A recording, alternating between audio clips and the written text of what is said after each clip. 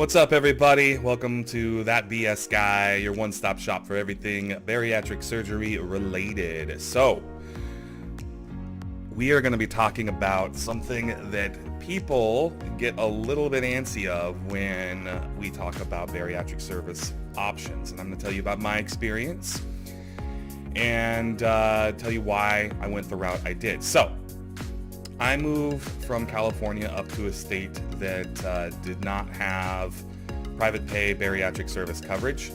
I did try to appeal it. I tried everything I could, but they just were like, nope, sorry, you're still alive. You know, you may have sleep apnea, but that's all really you have. There's nothing really pertinent. And instead of me, waiting and saying, oh, okay, well, let me go first get diabetes and maybe then you'll then you'll cover my surgery. I was like, no, I need to do something now. And so I started looking at options. And what do we all do when we're trying to research? We Google stuff. And I started noticing a trend of search topics, and it came up about trying to pay for bariatric surgery, and it was called medical tourism. And I really didn't know much about it at this time. But I started researching about what people have been doing and the cost differentials. So I'm lucky enough to have a job where I have the extra money to be able to do certain things for myself that other people may not have. But that doesn't mean that I am just going to go whimsically spend all of it because I can. I want to be smart with my money and make the best educated course for me.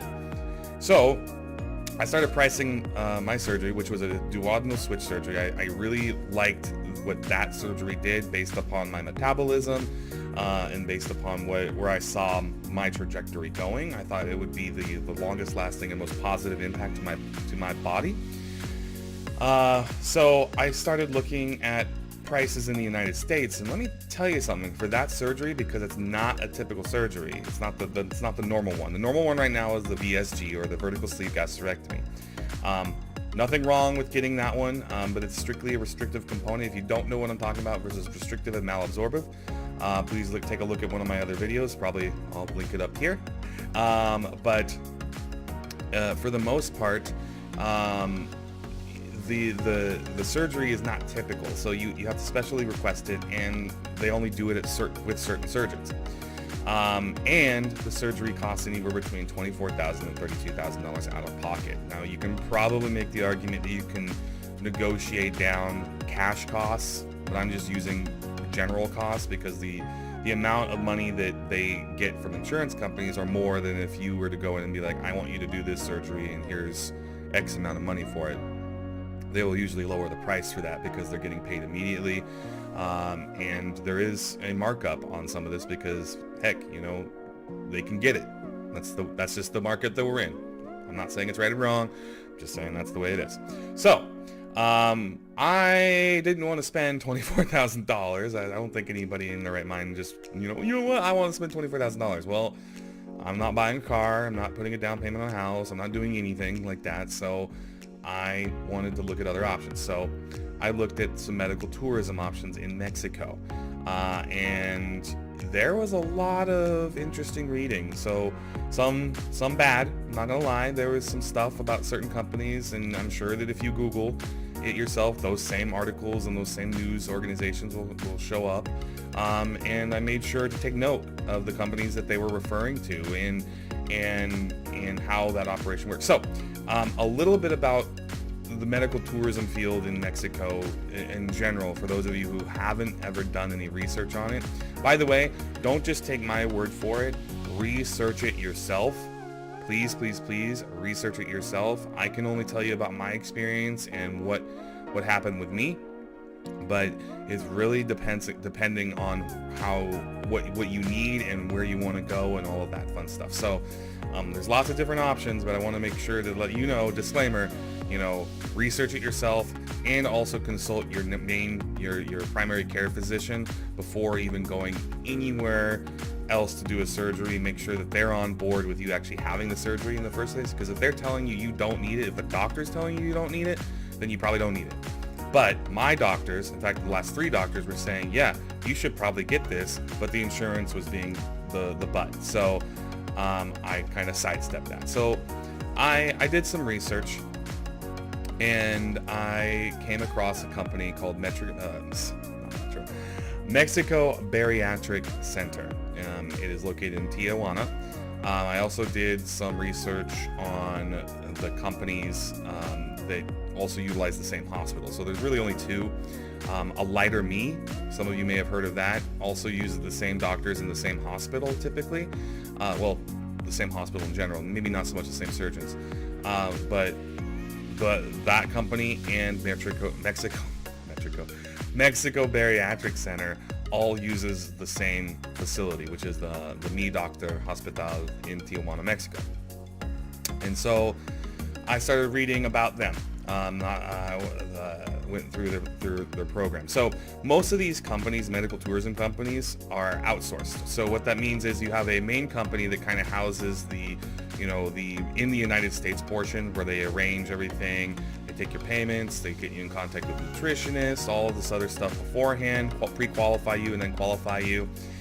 And then they coordinate all of the logistics with the actual hospital. So I think the hospital itself is just its own entity, whereas they have two different companies that source people through them. So they're only doing bariatric surgeries 24 hours a day. Well, not 24 hours a day, but every day. That's the thing that they do. So I'm pretty happy with that. I'm not scared of Mexico. Mainly because I'm half Mexican and I do have some experience with the country. But, I also have family that live down there and have much more experience in it. And all of their feedback to me was just make sure the surgeon is very experienced. That's really what it comes down to, because a lot of these people studied in the United States or someplace nice and then do this on a daily. And they make a good amount of money doing it. So to put this in perspective, the difference in costs for my surgery was, let's just say at the lowest in the United States would be $24,000. Down there, it was $7,000. Okay, that's a huge discrepancy. Now that's $7,000, not including travel costs. But that's really the only thing. Like if you can get to San Diego, then you're good to go. So this was my experience going through Mexico Bariatric Center, or MBC. I'm just going to call it MBC. And what happened is that I finally got to the point where I had to pull the trigger on my surgery options. I was like, this is not working for me. I need to do something. So I submitted my information to them, and they immediately contacted me within 24 hours. They sent me a form to fill out online, asking me for certain kind of medical releases, so they could talk to me about things, ask me about my BMI, all of this other stuff. And so then once I submitted that,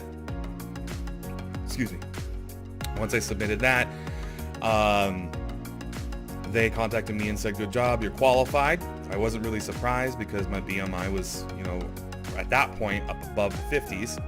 And so so I was like, okay, this is about to begin. And they get to a point where you actually have to invest in them. And to me, that's a smart thing. It's a deposit. They're not going to take the manpower and time to kind of onboard your information and get everything put together for you unless you're actually serious. And so it does take around $500 to do that. Now, what's nice about this company, and by the way, just want to let everybody know I am not sponsored by them. I'm just telling you my experience. I am not in any way affiliated with them. It's just my experience. So, but you can pay with a credit card. So, but there is a surcharge. I think it's like 5% gets charged to your credit card. That's completely fine. I wanted to get some extra airline miles anyway. So, anyways, once you make that initial deposit, then they start actually getting information. So they get your information for your passport. They ask you to start arranging flights, and they need to know when you're arriving, what flight number, all of this other stuff, so they can arrange to have the driver there to pick you up once you get off the plane. And then they transport you down to the hospital. So this is my experience. So the day of the surgery came. Oh, and sorry, I digress. During that whole time,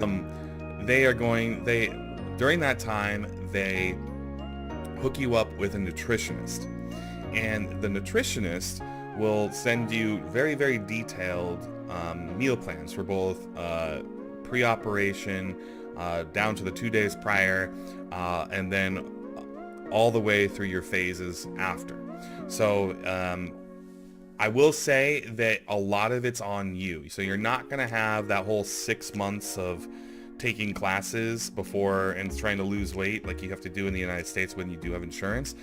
This can be scheduled as early as a month out, if not sooner if you have to. I don't recommend doing any earlier than a month out, because you do need to have enough time to start taking probiotics and get your liver shrunk if you haven't ever tried to do that, laying off the sauce and all that kind of other stuff. So at least a month out. That way you at least have a 4-week window to start the diet plan and get things in order. I scheduled mine 2 months out just to kind of make sure that with work logistically I could take the time I needed off, so that I could take care of everything. So the day of the surgery arrived. I've been dieting for 2 to X amount of weeks before that. It was around 2 weeks. I didn't really follow the 6 weeks plan. Sorry, not sorry. It seemed to work out okay. Anyways, flew down to San Diego, and as soon as I landed on the tarmac, they gave me instructions. So the day prior, I got a call from my driver. He said he was going to pick me up, and he said, as soon as you land, just give him a call. And so as soon as I landed, he said, great. Looks like we have another patient on the same flight. I'm like, oh, that's cool. I have someone to ride across the border with. So I go out to the area where he told me to meet, which is right in front of the San Diego airport, in like zone Q or something like that, if I remember correctly. And I meet these 2 other girls, or women, whatever you want to call them. And one was small and younger, and the other one was a little bigger. And I thought, oh, she must be getting bariatric surgery. No, I was wrong. The smaller girl was actually going down there for cosmetic surgery. So this company that I went through also has another component where they do cosmetic surgery. So she was having what they call a mommy makeover, and I'm not even going to get into that. I'm just saying that's a matter of fact.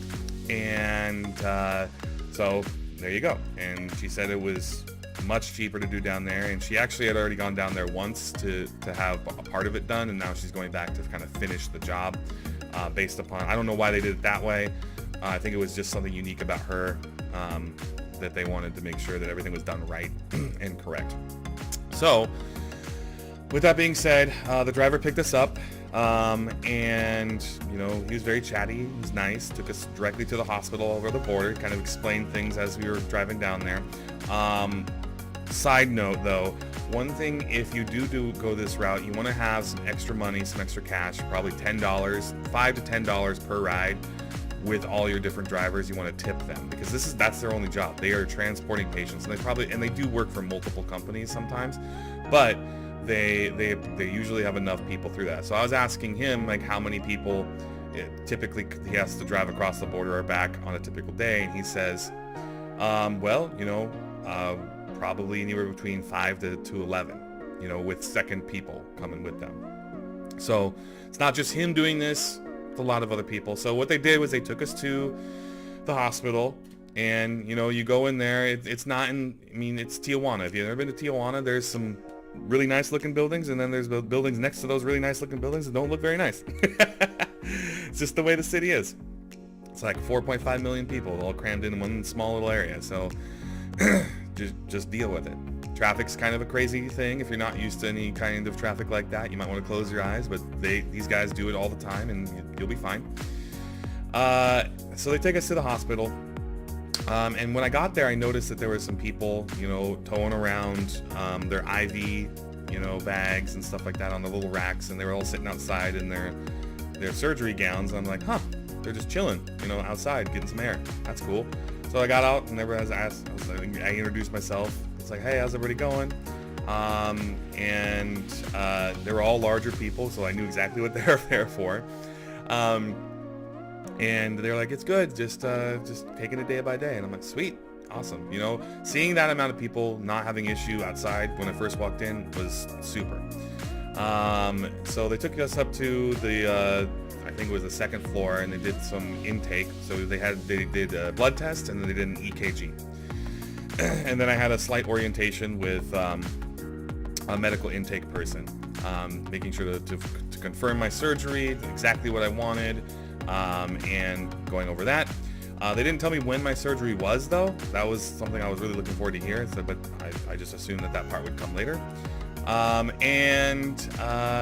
That part probably took about an hour and a half.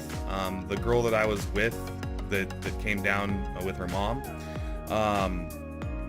they took a little bit longer because they actually had to do like body contour and markings and stuff like that and take photos. So if I wasn't waiting for her, that the whole intake process for me would have been only about 45 minutes to an hour, if that. And so once she was done, we loaded into the van, and then they took us to the Hyatt place in Tijuana, which is really, really nice. Just a really swanky looking hotel. And you know, everybody's dressed up in the nines there, and I really appreciated it. And what's great is that because I was traveling all day, I didn't get a chance to like eat anything, because you can't, when you're on a clear liquid prior to surgery, there's not much you can eat. You can't go to the taco stand, you can't do any of that. So the hotel has a contract with the hospital, and they will provide you, you know, chicken broth. It actually tasted good. Like, I don't know how they made their chicken broth, but that chicken broth was actually worth eating. And I actually burnt my tongue because I was so excited to drink it. They give you a sugar-free popsicle, and they also give you Jello. They also gave you Jello there. So everything that I needed was already there. So they put you in the hotel. But when you get there, you meet this nice guy. His name's Jesus. Older gentleman, but very, very thorough. And he takes you through your entire itinerary, and he gives you this sheet saying, you know, this is what you can do. This is what you need to get ready for the morning. And I had to be down there at 6 a.m. Because my surgery was scheduled at 7. I'm like, oh, wow, that's early. That's awesome.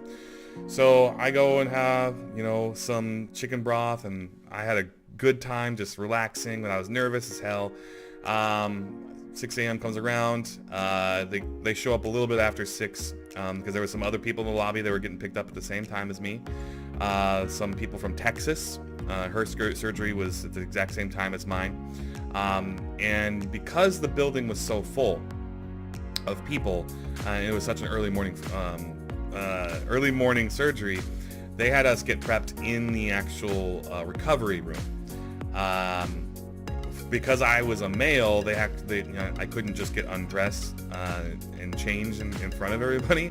So they actually had to put me in like an employee changing room or employee coat room, or whatever you want to call it. So I kind of had some weird feelings about that, because, you know, you're about to have surgery, and they're like, here, go get changed in this closet. And so I was like, oh, I hope I made the right decision. And oh man. Anyways, I come out there, they put the IV in. English, Spanish, throughout the whole thing was fairly easy. But some of the workers didn't speak as well of English as the others. But they knew their job. So either way, I was fine with it. I knew a bit more Spanish than some of the other people down there, so I was able to communicate with them and understand what they were saying to me without having somebody else step in and do any kind of translation. So anyways, this gentleman comes in who has a beard, and he talks to me about my blood test from the previous day, and starts asking me all these questions. And the way he asks them, he's very polite, but it almost freaks you out in a way, because he's going through all these things, and you think that he's going to disqualify you from having the surgery. But in reality, he's making sure that to take care if there's any complications or anything unexpected, so if something does go wrong, that they know how to handle it. And so they wheel me in. Once that's all completed, they wheel me into the room, and they plop me on, and I get strapped down to the thing, and they put these pressure things on my legs, and then this guy stands over me, and he says, "What's your favorite type of music?" And I said, Daddy Yankee, just because I wanted to be in the Latino spirit down there. And they're like, okay. And so they start cranking Daddy Yankee as loud as possible. And that is the last thing that I remember before going under and waking up in the recovery room after my surgery was completed. If you have ever seen The Matrix, where Keanu Reeves wakes up and he has to pull that long thing out of his mouth, when he wakes up from the machine being under the machines, that's kind of how I felt. I woke up and, you know, I had a really good dream. I remember dreaming, and I remember it being a fun, nice dream. You know, it was great. But then I woke up and I felt this thing in my mouth, and I started pulling it, and it just kept coming. It kept coming. It was an intubation tube, but like I pulled it out, and I was like, it didn't hurt or anything. It was just shockingly long to keep my airway open. And so I woke up and I looked at the clock, and I was coherent enough to take a look at the time, and I think it was around 10ish. So I went in there at around 7:30, but the surgery was done at 10. So I was like, what's going on? And then one of the nurses, and I've come to find out that she was actually the director of bariatric medicine. She's not a surgeon, but she kind of oversees everybody's progress there. And she says, hey, I was part of your surgery. Everything was fine. There was no complications, no excess bleeding. Awesome. So then this guy comes over and he says, okay, we're going to go up to your room now. And I'm like, okay. And I was out of it. Like, honestly, I remember being wheeled into the elevator and taken up to the 4th floor, and I had a nice corner room. It was quiet. And then I had to hop over to this older hospital bed. I mean, when you go to Mexico to have this stuff done, you can't expect them to have like the latest and greatest everything. I mean, they're gonna manually check your vitals. They're gonna manually change your IV. They're gonna switch it out. All that kind of fun stuff. There's no beeping machines or anything in there. There's pull cords. There's not call buttons. So kind of anticipate that if you do go that route. Don't be shocked by it, but the rooms themselves are not bad. They're like little private rooms. You could have someone in there with you, but if you tell them you want to be by yourself, they will usually accommodate that for you. No one even asked me. I think it's because I was male that I got put by myself, because there really wasn't a lot of us down there. Anyways, so I get transferred over to this other bed, and I thought I just dozed off for like 30 minutes, but I woke up and it was 2 in the afternoon. And then the pain hit. And I woke up and I was in such pain, not from the surgery, but from that gas. It felt like someone was knocking the wind out of me every single second. And I was, for the next hour or so, the whiniest dude you'll ever meet. I was literally on the edge of tears. I was yelling for the nurses, like, help. I was still groggy and disoriented from the anesthetics, and I couldn't get myself out of bed to go to the bathroom. So a male nurse came in and helped me transfer over to the bathroom, so I could actually use that and then transfer back. But laying down, I couldn't just lay down, because as soon as I laid down, the pressure from that would just compile right here. And so in my room, there was one of those little trays that they use for food and things like that for hospitals. And then there was a chair, just a simple, nice, it was a good chair. It was a nice chair. And so instead of laying down on the bed, I actually made myself sit on the chair, and that seemed to help. Luckily, I brought my iPad down there, and they do have Wi-Fi. And I basically just started watching Netflix. They gave me this machine to suck into with like 3 little balls, where you got to keep your breathing exercise. So I would do that, and then pause like a movie every probably 30 or 40 minutes, and then walk up and down the hallways. I was completely uncomfortable, but I had to force myself to walk up and down these hallways. And every single time I did, I would start to burp and, get this gas to come back out of me. And I did that enough throughout that first day that by the time the evening hit, I was walking fine. I still had gas pain, but it was minimal, and I actually slept all right. A lot of people don't sleep that well the first day. So if you do go down and have surgery, and if you have surgery towards the later part of the day, I wouldn't expect to have a really fun evening. But if you do have the luxury of having a surgery in the early morning, and if you can force yourself to start walking and start breathing correctly using that breath machine, and for me, sitting upright was key. Sitting in that chair was a lot better than trying to lay down in the hospital bed. I posted some videos to Facebook. I may post them on here to kind of show you what the experience was like later, not today, but later on. They kept me in there because of the extensiveness, if that's even a word, of my surgery, the duodenal switch. They kept me for observation there for 3 days. So I was there by myself for 3 days. But the nurses were great. They took care of me well. The only thing that was a little bit awkward for me is, they were all pretty, good-looking girls. I looked so haggard that it just made me feel awkward. But other than that, I had no issue with it. By the time we left, I had changed into my, normal shorts and t-shirts, and then when we went back to the hotel on that 4th day, Jesus was there, but he also had bags with our information, a DVD of our leak test, some drugs that we needed to take, and then any extra drugs that were prescribed based upon our individual needs. And for me, I had to be prescribed Xarelto, which is a blood thinner, because my IVs would continuously get clotted, because that's just the way my blood kind of works, which is cool, but in those cases it's not, because then you can have actual bad blood clots. So we had to walk to a local pharmacy and get that. That is where you might need somebody who speaks a bit more Spanish to go with you, because there was a pretty big language barrier, because the pharmacies are not associated with the hospital at all. So, but luckily for me, I had some people I met there. They did speak Spanish fluently, and they came with me because my Spanish is still really rough.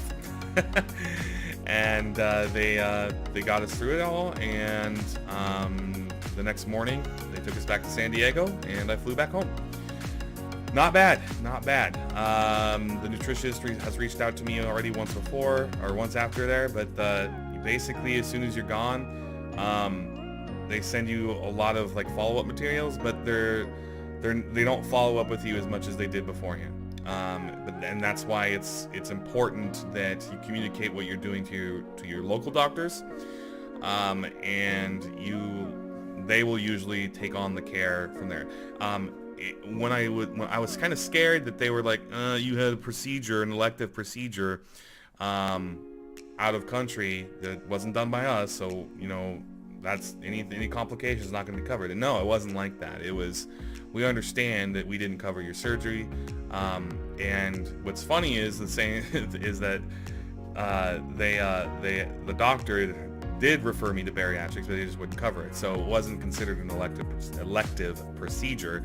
It just was a non-covered procedure. So they enrolled me in this program, which they created for people who had the surgery, not through them, but still needs that support.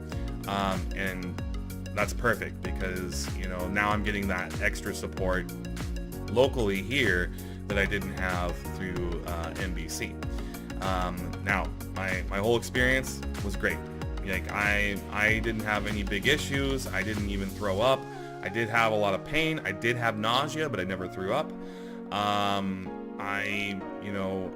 It is an experience. You have to understand, if you're going to do something like that by having surgery in Mexico, it's a big undertaking. Both the travel there and back. I'm a guy who likes to do things on his own. I don't like to burden people with my problems.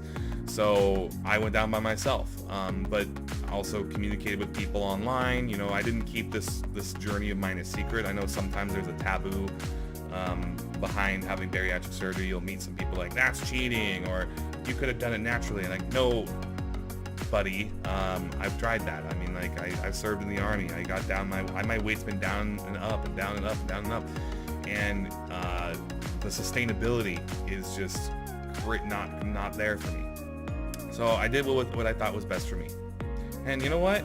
It's my life. I'll do what I want with it. But I will say that, I personally think Mexico Bariatric Center did a fantastic job. The surgeon was great. You just got to understand that, you know, you're one of many coming down there, and that they're going to take good care of you, but it's up to you to really prep for it, and it's up to you to carry it forward in order to make it successful. They will do the hard work, but you have to do the long game. And so this is not one of those things where you're going to have people hand-holding you. So if you're not a person that can be independent and take care of their own business, you may want to go through, you know, a American program, a United States program, and do that there. I did meet some interesting folks down there. Some people traveled from Canada to go down there because while it would have been ultimately cheaper to go through their networks up there because they have that socialized healthcare system, the waiting for elective procedures like this, the wait time is much longer than it even is in the United States. But the majority of people came from the United States. They were all people there looking to better themselves, and I met people who had the vertical sleeve gastrectomy. One had a mini bypass, another one had a surgery like me. I didn't even know anybody else was doing the same surgery, but I was really pleased on the outside. If you have any questions about my experience having surgery in Mexico, feel free to leave a question down below, and I will answer it as best as I can when I get to it. Or you can always find me on Twitter at that_BS_guy. Since this channel's so new, I probably don't even have any followers yet. So it'd be nice to have some followers, so feel free to follow me. And the last thing is, I want to make sure everybody knows this. I am not sponsored. I'm not saying that Mexico Bariatric Center is the best company in the world. I'm just saying that it was a good, positive experience for me. And if you are looking to do something like that, if you are looking to, you know, do a surgery through a company, do your research. But even before then, please contact your primary care physician and make sure that bariatric surgery is something that they recommend for you, because these kind of decisions, do not take them lightly. You are physically changing the internal workings of your entire body when you make these decisions. Okay, so don't want to put something so heavy on you, but ultimately it worked out for me. I know the people that I went down there with or still keep in contact with, they're doing okay. So can't ask for anything more than that. Got to save some money, which is nice. Alright everybody, thanks for watching, and if you thought this video was worth the watch or worth the listen, feel free to like and subscribe, and I'll see you guys next week for the next video. Have a good one. Bye-bye.